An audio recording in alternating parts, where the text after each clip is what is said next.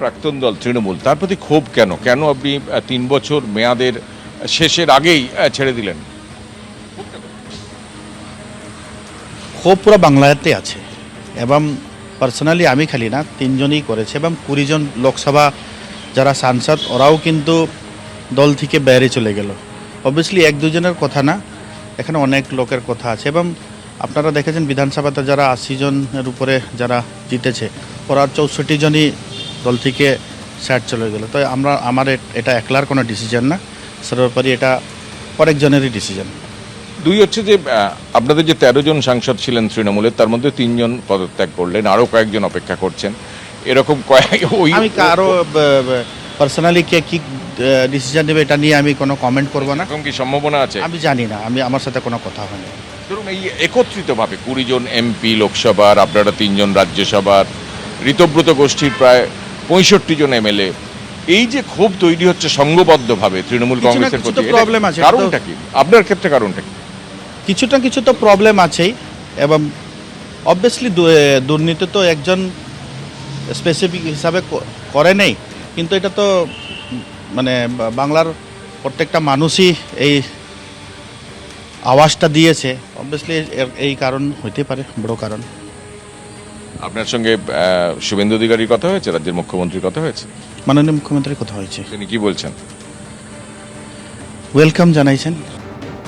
গতকাল বিকেলেই বিজেপিতে যোগদান করেন প্রকাশটিক বড়াইক, সুখেন্দু শেখর রায় এবং সুস্মিতা দেব। আর তারপর রাতেই রাজ্যসভার প্রার্থী 3 প্রাক্তন তৃণমূল সাংসদ। নিজেদের ছাড়া আসনে নিজেরাই প্রার্থী সুখেন্দু শেখর রায়, সুস্মিতা দেব, প্রকাশটিক বড়াইক। 24শে জুলাই রাজ্যসভার উপনির্বাচন, বিজেপির প্রার্থী এই 3 তৃণমূল ত্যাগী। 24শে জুলাই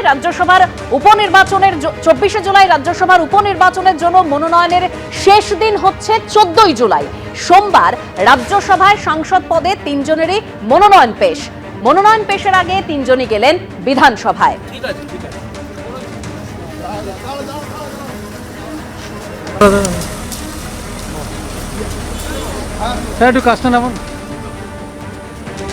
আর গতকালই শ্রমিক ভট্টাচার্যের উপস্থিতিতেই প্রাক্তন 3 তৃণমূল সাংসদ তারা বিজেপিতে যোগদান করেন। আর তারপর বিজেপি রাজ্য সভাপতি শ্রমিক ভট্টাচার্য বলেন, দলে ব্যতিক্রম থাকবেই। ব্যতিক্রম তো থাকবেই, বিচ্যুতি নয়, ব্যতিক্রম। 4 ঘন্টার তৃণমূলের জন্য দরজা বন্ধ। যারা মানুষের সম্পত্তি লুট করেছেন তাদের জন্য দরজা বন্ধ। স্পষ্ট করে এটা বলেছিলাম, যারা চাকরি বিক্রি করেননি, চাকরি কেনেননি, সিন্ডিকেটে অংশগ্রহণ করেননি, যারা টেন্টেড নন, যারা অপ্রাসঙ্গিক মমতা বন্দ্যোপাধ্যায়কে প্রাসঙ্গিক করবার জন্য বিপরীত পরিস্থিতিতে নিজের ঘাম রক্ত দিয়ে দেওয়ালে ঘাসফুল চিহ্ন এঁকেছিলেন, তাদের কাছে আহ্বান জানিয়েছিলাম। গতকাল বিজেপিতে যোগদান করেই প্রার্থী হয়েছেন সুখেন্দু শেখর রায়, সুস্মিতা দেব এবং প্রকাশটিক বড়াইক। এই 3 জনের বিজেপিতে যাওয়া নিয়ে কি বললেন সৌগত রায়, শুনুন। অনৈতিক রাজনীতির এটা একটা দৃষ্টান্ত। বিজেপি এবং এই 3 জন সাংসদ কোনো রকম নীতি নৈতিকতা মেনে চলেন না এবং সেই জন্যই ওরা তৃণমূল থেকে রিজাইন করলেন, আবার বিজেপি হলেন, তারপর বিজেপির সাংসদ হয়েছেন। এটা মানুষের কাছে পরিষ্কার যে এই ধরনের নীতিহীন রাজনীতি বিজেপি প্রশ্রয় দেয়। I am changing my ideology and it is my constitutional right. It is my constitutional right to change my ideology. যে দল আপনাকে সাংসদ করলেন সেই দল ছেড়ে এসে আপনি একটা অন্য দলের সাংসদ হলেন, এর কারণটা কি? I will not be seen with corruption. আপনি এসএসসি স্ক্যামের সময় চুপ ছিলেন কেন? যারা এসএসসি স্ক্যামের সময় চুপ ছিল আজকে ওরা নীত নিয়ে কিভাবে বলছে? ভবিষ্যৎ কি তৃণমূলের, আপনার প্রাক্তন দলের কি হবে? নেত্রী বলছেন ফিরে আসো, নেত্রীর সাঙ্গপাঙ্গরা বলছে এরা গদ্দার, এরা চোর, এরা যাওয়ায় শুদ্ধিকরণ হয়ে গেছে। কোনটা বিশ্বাস করব? এটা কি রহস্য যে অভিষেক বন্দ্যোপাধ্যায় যে ডিসকোয়ালিফিকেশন চাইছে, কাউকে এক্সপেল করেনি তৃণমূল থেকে, করেছে ঋতুব্রতকে তো এক্সপেল করেছে, ওদেরকে এক্সপেল করলো না তৃণমূল। ওরা ভূপেন্দর যাদবের সঙ্গে মিটিং করলো, 20 জন সাংসদের এগেনস্টে 20টা আলাদা ডিসকোয়ালিফিকেশন। এক বিরল ঘটনার সাক্ষী হলো বঙ্গ রাজনীতি, যেখানে তৃণমূলের 3 প্রাক্তন সাংসদ, আরও স্পষ্ট করে বললে পদত্যাগী সাংসদ রাজ্যসভার, তারা বিজেপিতে যোগদানের কয়েক ঘন্টার মধ্যেই বিজেপির রাজ্যসভার প্রার্থী হলেন। আমাদের সঙ্গে রয়েছেন তাদের মধ্যে একজন সুস্মিতা দেব, সন্তোষ মোহন দেবের কন্যা। সুস্মিতা দেব, প্রথম প্রশ্ন হচ্ছে আপনি তৃণমূল ছাড়লেন কেন?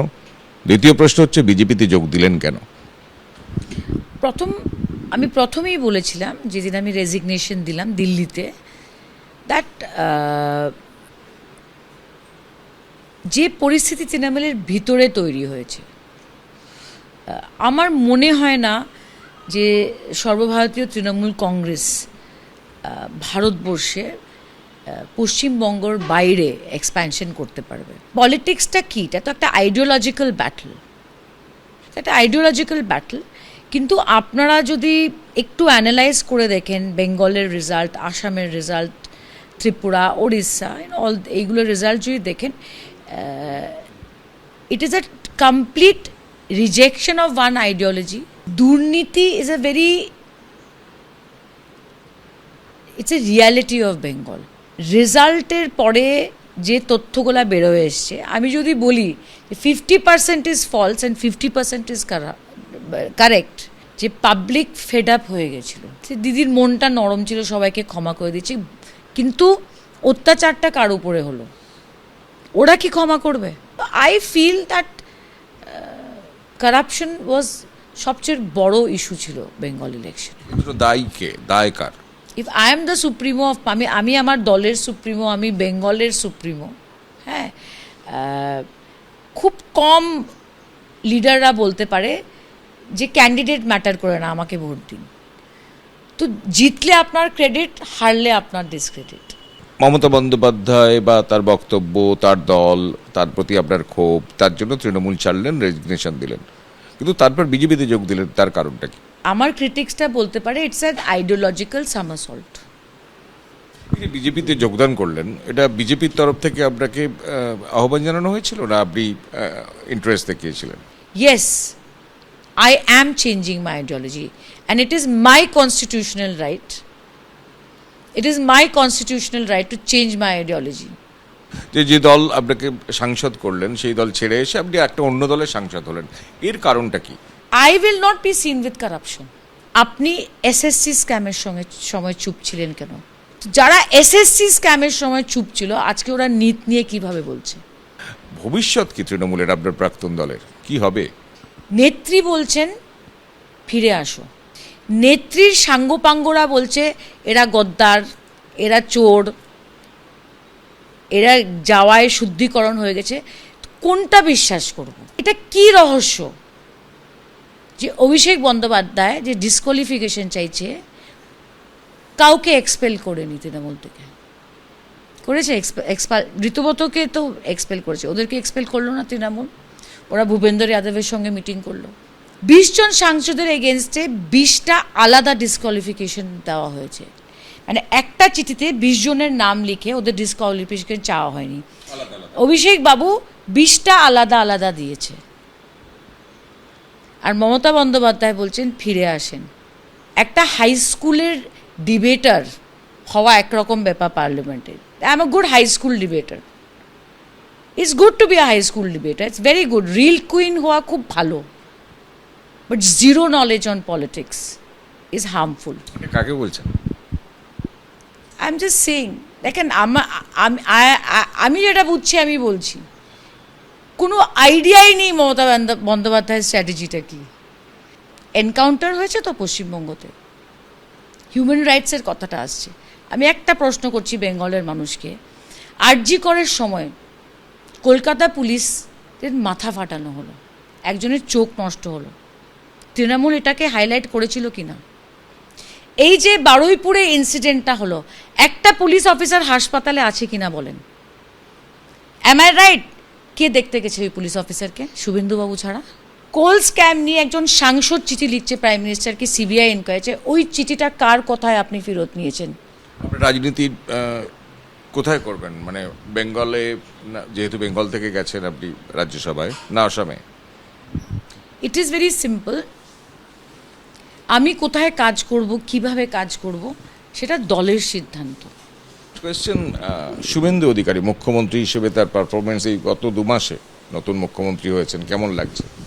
হোয়াট আই রেসপেক্ট অ্যাবাউট শুভেন্দুদা ইজ উনি দুরকম কথা বলেন না, he bats with the straight bat.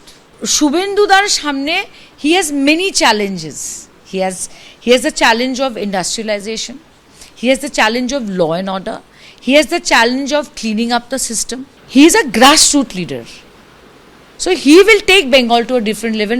ABP Ananda, এগিয়ে থাকে, এগিয়ে রাখে।